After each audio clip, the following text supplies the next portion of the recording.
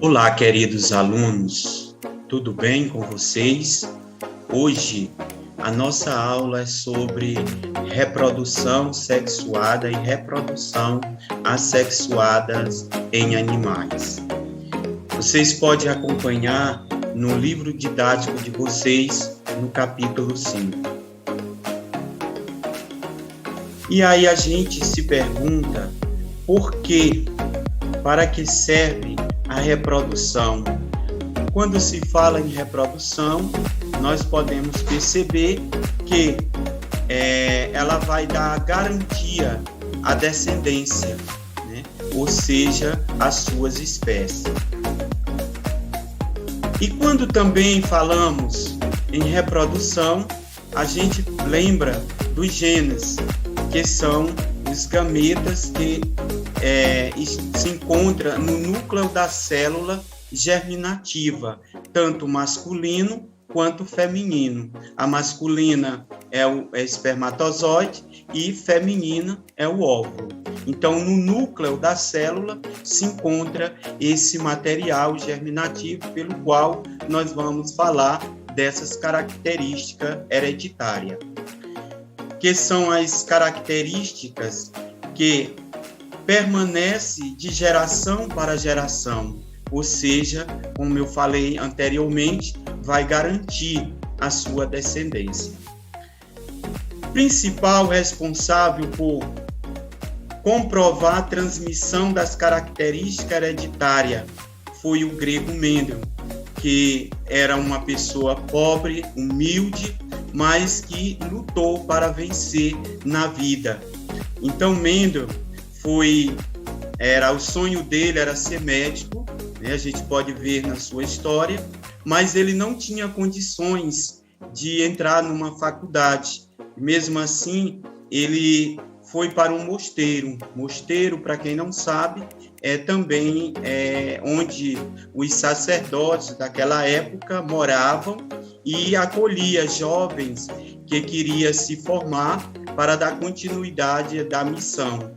E Mendel, sendo um desses jovens, ele se dedicou à ciência, fazendo assim os seus experimentos, dando um avanço na genética.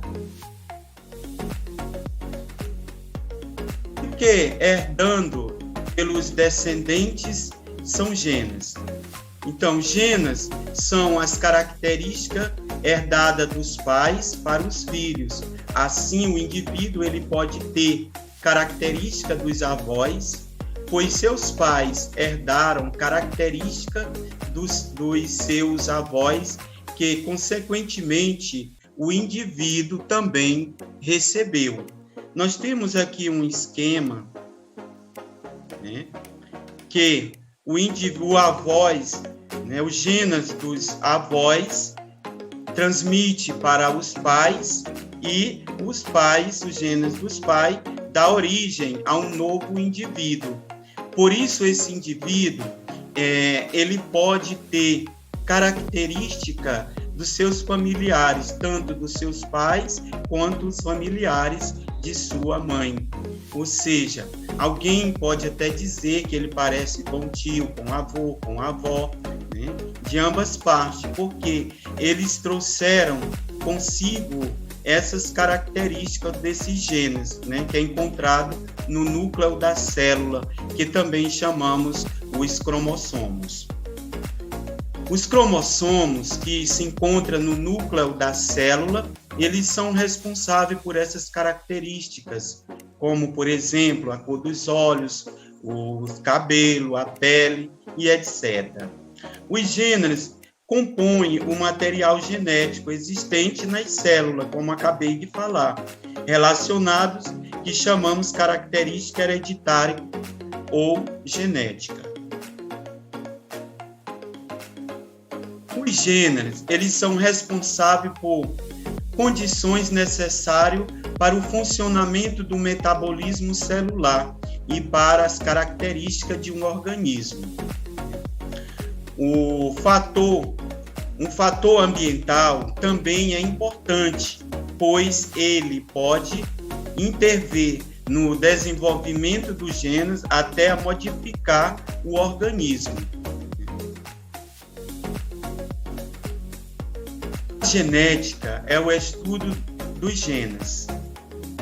Como falei agora há pouco de Mendel, nós sabemos que o organismo ele tem vários membros, né, para formar um organismo, como falamos em aula anterior, que as células formam tecidos, o tecido forma o órgão forma o sistema e o sistema forma um organismo.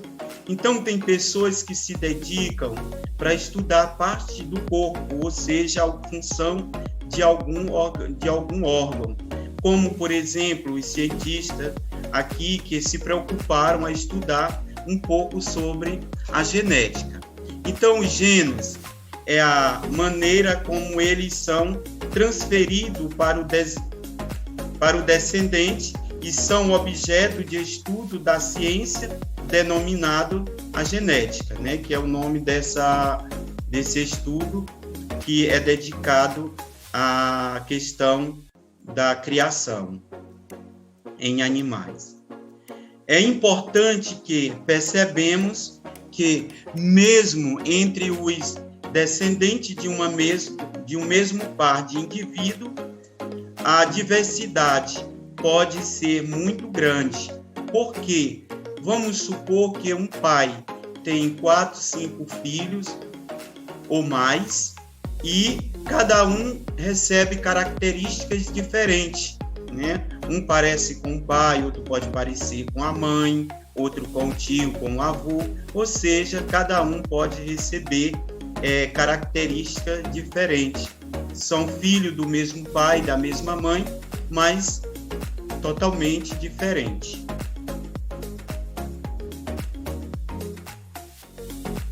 Dentro da genética também pode acontecer ou ocorrer mutação genética, que são fonte de novos genes. E a gente pode dizer, em alguns fatores, como a radiação solar, ultravioleta e a radiação nuclear e algumas substâncias químicas, como certos componentes de cigarro, né, que vem da fumaça, ela também pode alterar o estado dos genes. Quando isso ocorre, dizemos que é uma mutação genética ou simplesmente uma mutação. Por isso que vamos supor, uma mulher grávida, ela não pode usar o cigarro, fumar cigarro, porque além de prejudicar a sua própria saúde, pode também causar problema sério no novo ser. A mutação, ela pode modificar a informação registrada nos genes.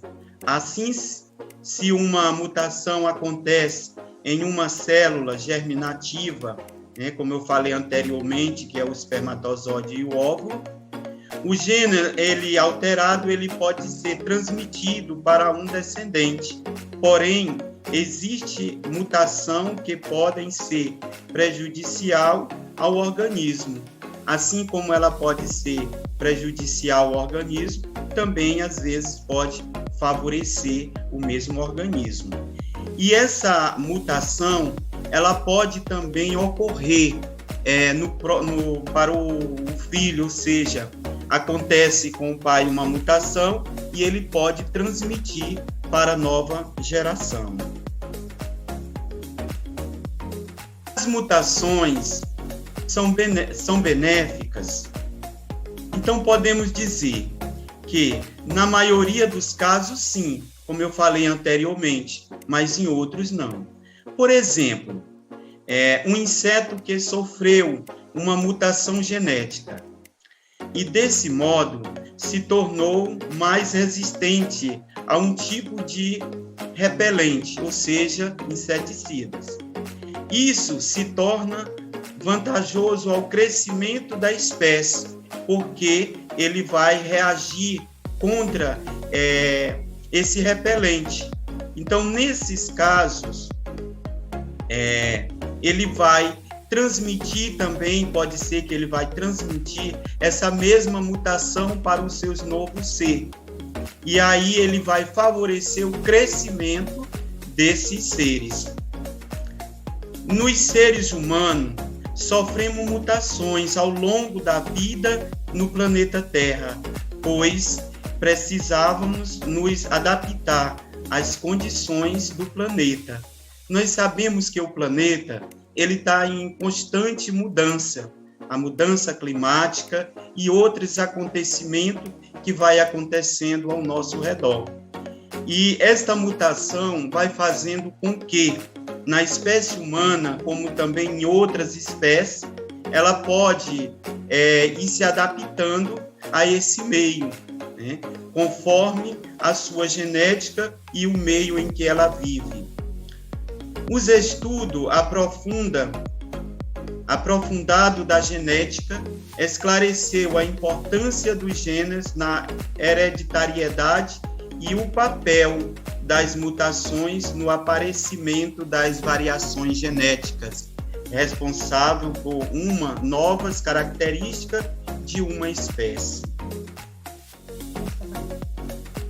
Então, nesse momento, eu acredito que ficou bem esclarecido o nosso conteúdo e que na próxima aula nós iremos dar continuidade no assunto de reprodução sexuada e reprodução assexuada.